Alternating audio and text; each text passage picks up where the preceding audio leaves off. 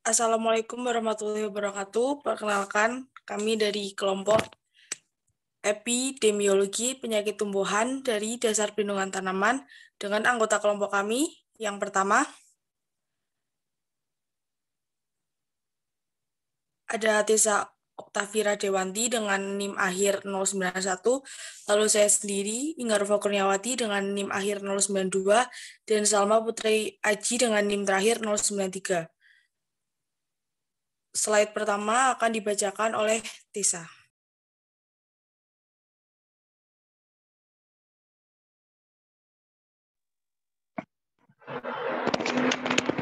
Ilmu yang mempelajari tanaman sakit disebut fitopatologi yang mencakup berbagai bidang seperti penyebab penyakit, bioekologi, gejala penyakit, dan faktor yang berpengaruh terhadap perkembangan penyakit dan tanaman inang. Sebagai bagian dari ilmu fitopatologi, dalam memahami epidemi suatu penyakit tanaman memerlukan pengetahuan lain untuk mendapatkan analisis yang lebih teliti. Nah, di antaranya itu ada ilmu matematika sebagai dasar kuantitatif. Selain itu ada klimatologi, bioekologi patogen, ilmu genetika, dan lain-lain. Next.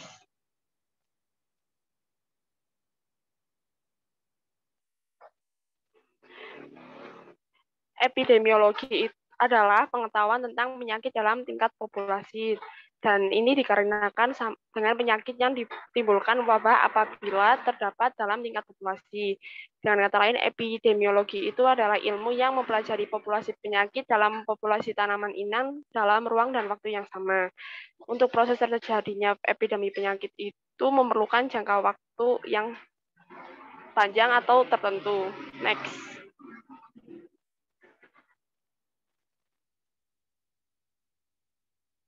Sejarah epidemiologi. Ilmu yang mempelajari penyakit dinamakan fitopatologi yang berasal dari kata pito yang berarti tanaman, kemudian pato itu penyakit, serta logos yang berarti ilmu pengetahuan. Pada awal bulan Juli tahun 1845, wabah tersebut telah menyebar ke pertanaman kentang di negara Irlandia. Kemudian kentang merupakan makanan pokok bagi masyarakat Irlandia.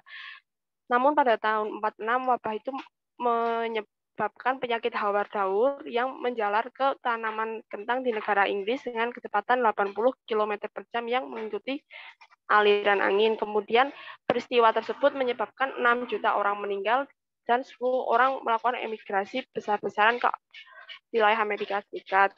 Kemudian kajian tersebut dikenal sebagai epidemiologi penyakit tanaman yang kata epi sendiri memiliki arti pada dan demos yang berarti manusia atau epitotik yang berasal dari kata epi yang berarti pada dan pito berarti tanaman.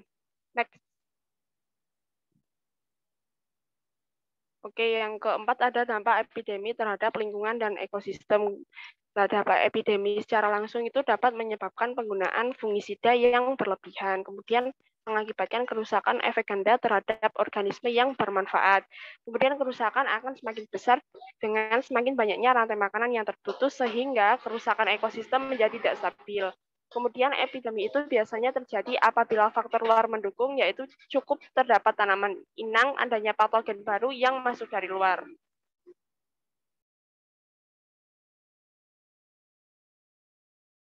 Selanjutnya akan dibacakan oleh Salma Putri Aji.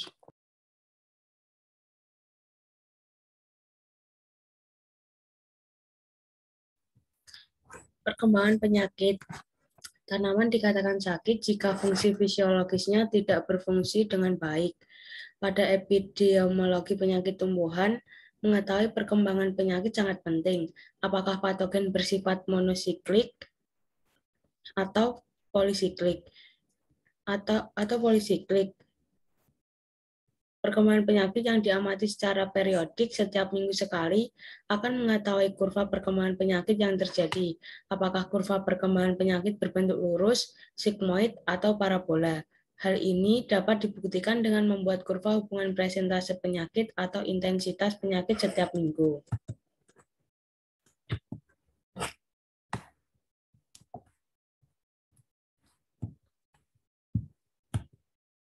Selanjutnya, perkembangan penyakit itu meliputi lingkungan fisik seperti suhu, kelembapan, angin, pH, unsur hara, dan intensitas cahaya.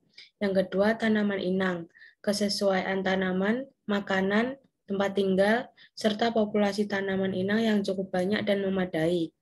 Yang ketiga, virulensi hama atau penyakit, daya adaptasi terhadap lingkungan atau substrat yang tinggi, daya berkembang biak yang cepat, daya serang, dan kemampuan makanan yang tinggi. Yang selanjutnya, gejala morfologi tanaman sakit. Yang pertama ada tipe nekrotik. Gejala yang disebabkan karena adanya kerusakan pada sel atau kerusakan bagian sel atau matinya sel.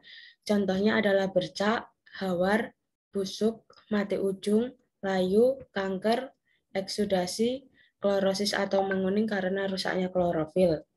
Yang kedua ada tipe hipoplastik. Tipe hipoplastik yaitu gejala yang disebabkan karena adanya hambatan atau terhentinya pertumbuhan sel atau bagian sel. Contohnya adalah kerdil, perubahan simetri, etiolasi, klorosis karena terhambatnya pembentukan klorofil.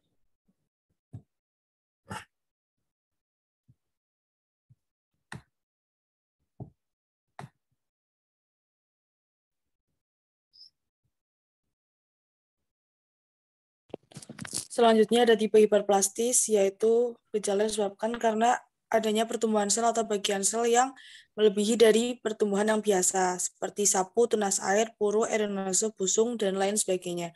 Lalu yang terakhir ada tipe injuri, yaitu kerusakan karena hilangnya sel atau jaringan akibat adanya aktivitas hama tertentu.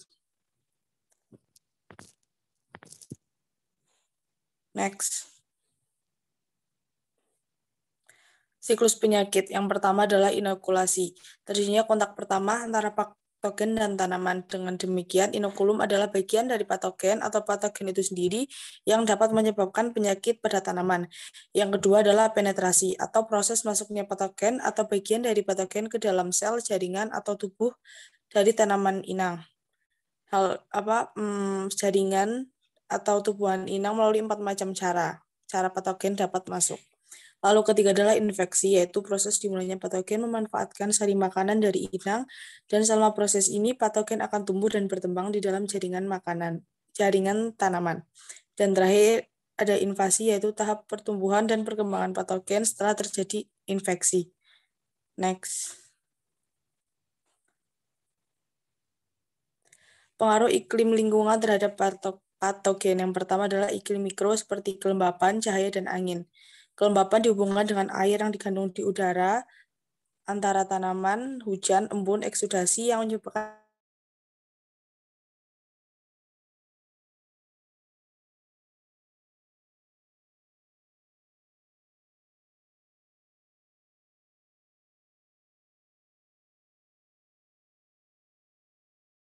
angin dan suhu yang tinggi. Dalam keadaan demikian, tanaman kehilangan air mengakibatkan daun-daun terbakar dan tanaman akan layu, walaupun dalam jangka waktu yang tidak terlalu lama. Next. Yang kedua ada cahaya atau radiasi. Radiasi yang diabsorpsi oleh kanopi tanaman berhubungan dengan panas, khususnya terhadap energi kimia. Bagian lain digunakan dalam evapotranspirasi untuk mengubah cairan menjadi uap air. Kekurangan cahaya dapat menghambat pembentukan klorofil sehingga pertumbuhan yang memanjang sehingga tanaman dapat memudah rebah. Yang ketiga, angin. Tanaman akan menangkap spora yang diterbangkan oleh angin kemudian diendapkan. 4. Pemupukan. Pemupukan dapat membantu mengendalikan penyakit dan menimbulkan kepekaan tanaman terhadap penyakit lain. Yang kelima adalah irigasi. Hal ini dapat mendorong peningkatan hasil, tetapi di lain pihak berpengaruh terhadap beberapa penyakit. Next.